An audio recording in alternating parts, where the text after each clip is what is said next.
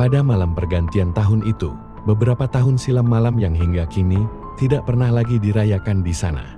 Di ujung hutan, terdapat sebuah punden tua, ditandai batu besar dan pohon beringin yang akarnya menjalar seperti urat nadi.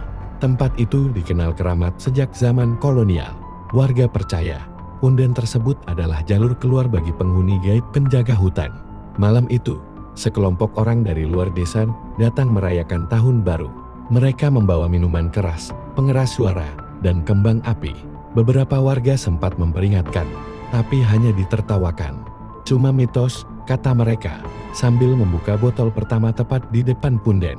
Menurut kesaksian seorang pencari rumput yang bersembunyi tak jauh dari sana, suasana berubah setelah botol ketiga dibuka.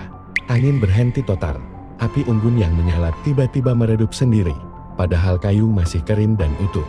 Menjelang pukul 12 malam, suara dari dalam hutan terdengar seperti napas berat bercampur geraman.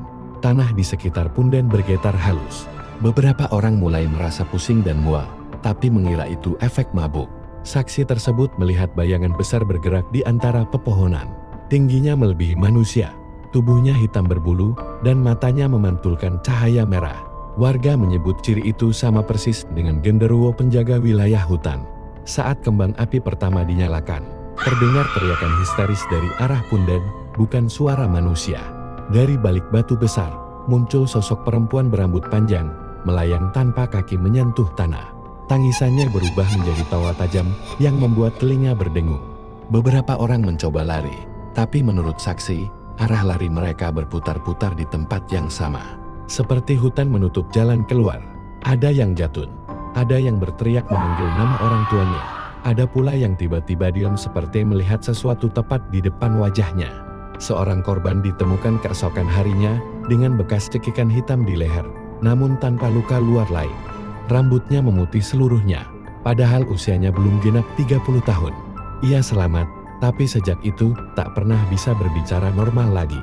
Warga juga menemukan bekas tapak kaki besar di tanah basah tidak menyerupai manusia, tidak juga hewan.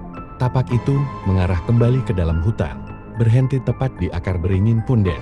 Yang paling aneh, dua orang dari rombongan tersebut tidak pernah ditemukan. Pencarian dilakukan berhari-hari, bahkan melibatkan aparat, hasilnya nihil.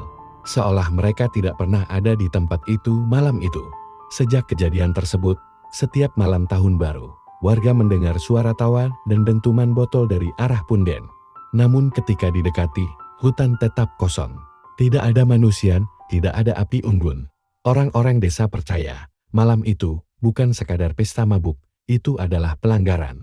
Dan genderuwo serta kuntilanak tidak datang, mereka hanya keluar karena pintu yang selama ini dijaga telah dibuka sendiri oleh manusia.